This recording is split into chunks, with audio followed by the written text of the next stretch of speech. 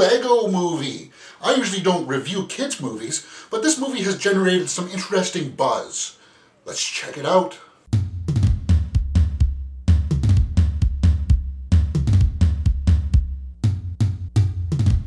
This is my review for The Lego Movie, and it tells the tale of a Lego construction worker, Emmett, voiced by Pratt, who follows his everyday Lego life until it's changed by an interesting series of events, and he's told that he's the one that's going to save the universe and win over the heart of the love interest, Wildstyle, voiced by Elizabeth Banks. And she's already in a relationship with another character, and that character is Batman. And everybody is going to be wanting to talk about Batman because he does bring some humor to the story. The villain is Mr. Business, or Lord Business, and he's voiced by Ferrell. And he plans on destroying the universe so he can have it be in his ideal image. So here's what worked for me. I know everybody's going to be wanting to talk about Batman. Well, guess what? I actually found, yes, he is funny, but I found that it was Vitruvius, voiced by Morgan Freeman, that brought the laughs to me.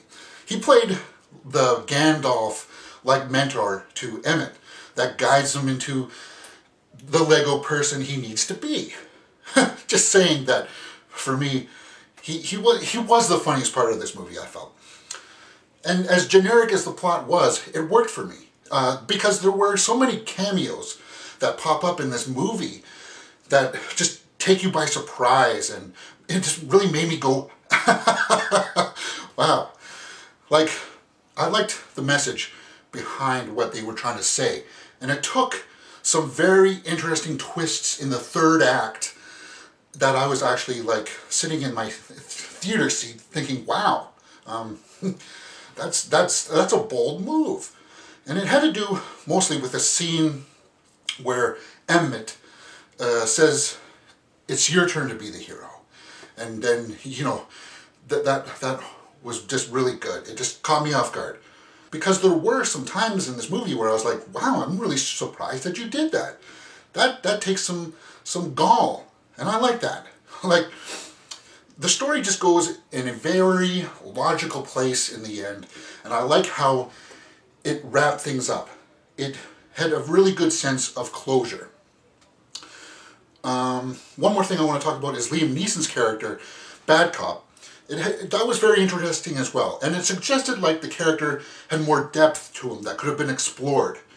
But I felt like they held that stuff back just the right amount. Because if we went too much with that character, then I felt it would have slowed it down too much.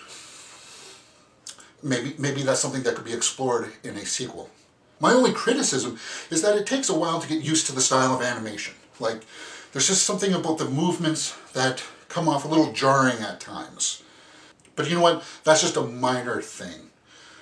Overall, the Lego Movie, the voice acting was spot on, the directing, the execution of the story were really, really good. And I liked it, so I'm going to give this movie a 8.5 out of 10. It is worth seeing.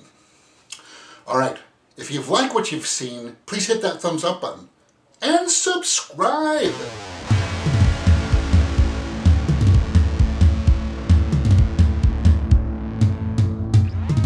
I've given a name to my pain, and it is Batman.